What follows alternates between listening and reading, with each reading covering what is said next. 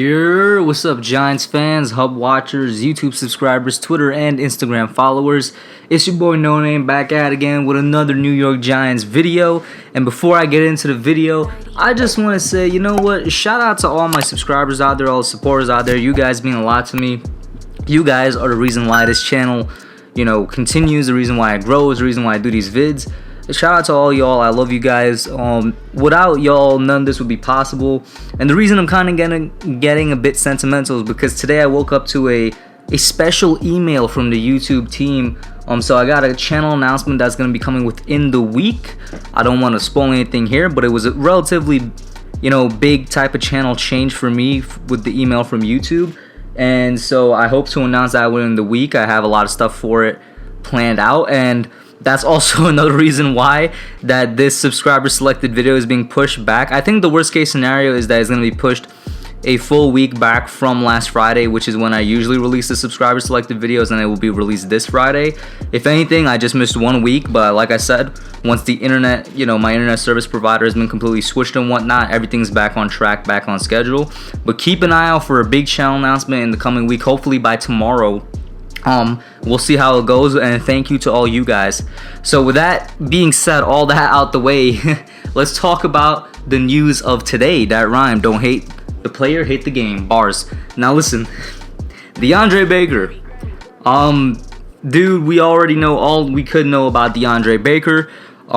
It's not known yet whether he's officially ruled innocent or guilty. We'll have to see what the court that he's going to be in Florida deals with that. I know that Deandre Baker is actually in Jersey, or at least it seems like he's in Jersey. On one of his, I can't remember if it was an Instagram story or a Twitter post, he was seen in Jersey. I think the dude was eating a steak or something. We'll see what that means, how that plays out. But as of today, Deandre Baker, and along with Quinton Dardenbauer, I'm pretty sure, they were both placed on the NFL Commissioner's Roger Goodell's exempt list until further notice. So now this is something we kind of expected for Baker, whether he was going to be ruled innocent or guilty. If he was ruled guilty, I think, Giants would have cut him. Maybe he would have been, I don't know if he would have been banned from the NFL, but he definitely would have been placed on the exempt list, which is basically, that means, for those of you that don't know, while you're on the exempt list, you're allowed to be present at the team facility to work out with the team and receive treatment, but you're not allowed to practice with the team or attend games, and you will still get paid, but you don't count on the team's roster.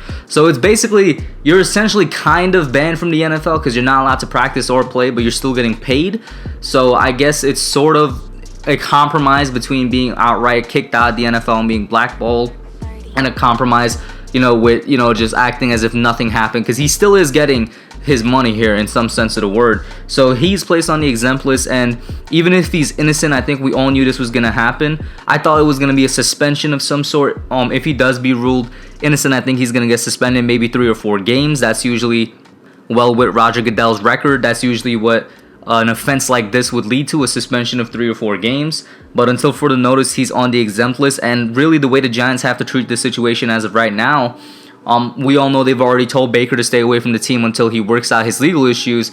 Like before the whole bribery thing came out, what they have to do now is not only continue with that and even enforce that a bit more if they haven't already been enforcing it enough, but they have to seriously start looking into other options at cornerback number 2, at the second outside cornerback, not named Deandre Baker. Because at this point, when you're on the exempt list, you talk about guys that have been on there like Antonio Brown of last year, there's not really a set chance of if you're going to get off of the exempt list unless something short of a miracle happens.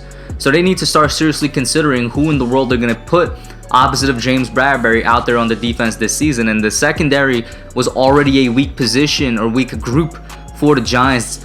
And we say it all the time, there's a tons of potential back there because there's a lot of bodies back there, but nobody knows who's actually going to fully tap into their potential and be a good player.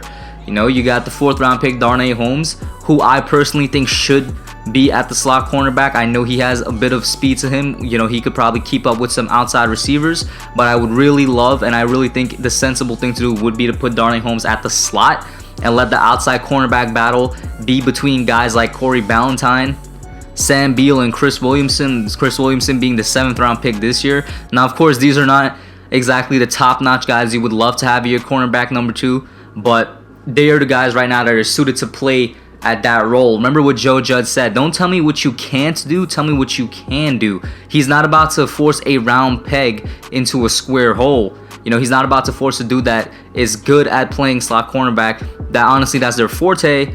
And in this case, I guess I will be talking about more so somebody like Grant Haley and Julian Love. You know, he's not about to force them to go and play outside corner. Darnay Holmes has maybe a little bit of leeway. Maybe he can play that, but I do think his best bet would be to put him in at slot corner. I think he could be our slot corner of the future. But they got to really seriously start considering this now. And of course, this is coming in conjunction right after the news yesterday we got with Aldrick Rosas, who's officially been cut. And I said in that video, I fully expect the Giants to sign other kickers, you know, to try and get a little bit of a competition going in training camp and whatnot. I expect something similar to happen here. We might sign a couple guys on waivers right now that are on the cornerback waivers. I don't know any off the top of my head. I'm not exactly going to suggest any right now. I would have to look into it a bit more. But there are guys on the cornerback waiver market that they could sign, for the very least, at least to create some type of competition, to have some camp bodies in there.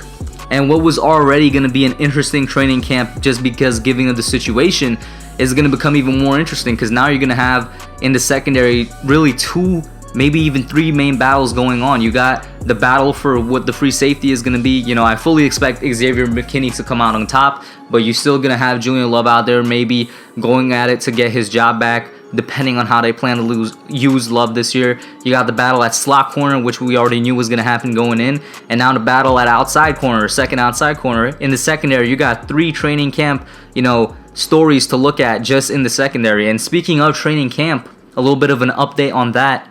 The players are basically going to be in and out of COVID testing and physical testing until around August 1st. And then actual camp type stuff that we see regularly every year, like strength and conditioning and whatnot, begins on August 3rd.